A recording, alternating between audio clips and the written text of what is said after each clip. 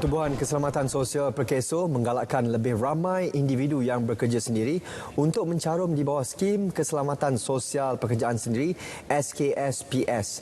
Perinciannya langsung bersama Ahmad Iqbal Arif Yaakob di studio RTM Kanga.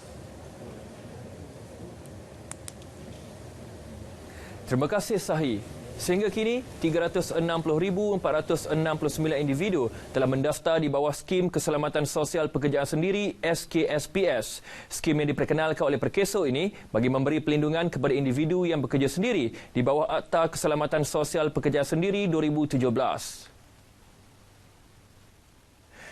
Menurut Timbalan Menteri Sumber Manusia Datuk Awang Hashim, jumlah berkenaan masih rendah berbanding jumlah individu yang bekerja sendiri di seluruh negara yang mencecah 5 juta orang. Justru, mereka yang belum mencarum disaran segera berbuat demikian demi kebaikan sendiri. Ini kerana SPSPS tidak hanya memberi manfaat terhad kepada faedah perubatan sahaja, malah hilang upaya kekal, hilang upaya sementara serta orang tanggungan. Ambillah kesempatan ini kerana imbuhan dia kalau berlaku sesuatu musibah sangat besar, memberi perlindungan sehingga ke keluarga kita, kepada anak-anak isteri kita sekiranya kita ditimpa musibah sehingga kita tidak boleh bekerja ataupun meninggal dunia, maknanya anak-anak kita boleh ada perlindungan, ada imbuhan untuk mereka meneruskan hidup, belajar dan sebagainya. Beliau menyatakannya kepada media pada majlis penyerahan cek dan alat pemulihan Perkeso di Simpang 4 Perlis. Dalam majlis ini, Perkeso menyampai cek kepada orang berinsurans yang terlibat dalam kemalangan semasa bekerja dan alat pemulihan kepada penerima pencen ilat disebabkan tidak berupaya untuk bekerja. Yayasan Keusahawanan Sosial membangunkan portal keahlian, pengiklanan dan perniagaan Islam Halal Ria dalam usaha membantu perusahaan kecil dan sederhana. Portal itu juga sebagai pemudah cara dalam urusan perniagaan setempat, serantau dan peringkat antarabangsa. Raja Muda Perlis Tuanku Syed Faizuddin Putra Jamalullah bertitah portal berkenaan sebagai pusat sehenti yang menyediakan pelbagai aplikasi dalam pendaftaran perniagaan, padanan perniagaan, penawaran diskaun dan pengiklanan setempat. Baginda melihat sumbangan perusahaan kecil dan sederhana kini amat penting dalam pembangunan ekonomi negeri dan mahu platform digital ini diperluas dalam kalangan usahawan industri kecil dan sederhana.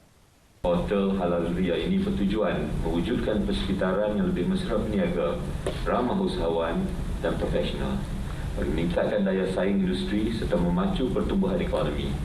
Saya juga amat berharap objektif portal Halal Ria ini akan dapat tercapai dan sekaligus mendukung agenda negara insya-Allah.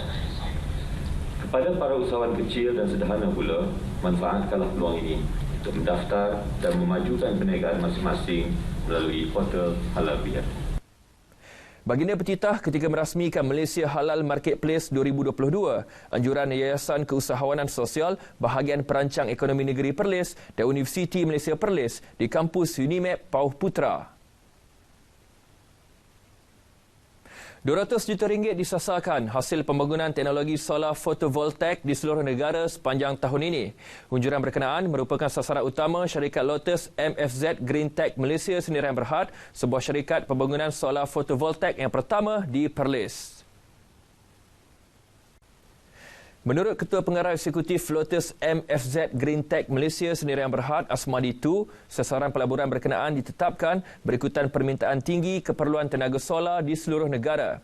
Sehingga kini, syarikat Lotus MFZ memeterai perjanjian kerjasama dengan lebih 34 syarikat, jabatan kerajaan, premis kediaman dan pusat pengajian tinggi bagi pemasangan sistem solar fotovoltaik di premis masing-masing dengan nilai pelaburan mencecah RM50 juta.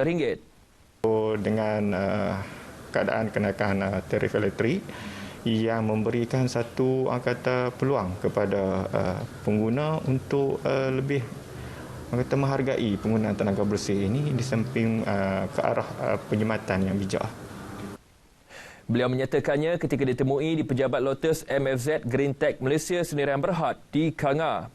Pembangunan tenaga solar fotovoltaik berkenaan turut memberikan peluang kepada lebih 100 tenaga kerja dalam kalangan golongan muda yang mempunyai pelbagai kepakaran untuk terlibat secara langsung dalam pemasangan dan pembangunan solar fotovoltaik. Lebih banyak kerjasama untuk kemajuan teknologi dijangka dilaksanakan Lotus MFZ pada masa depan dalam menaikkan indeks matlamat pembangunan mampan negara ke tahap tertinggi. Sekian paparan berita dari Perlis hari ini. Kembali semula bersama Sahi di Angkasa Puri. Silakan. Terima kasih Ahmad Iqbal.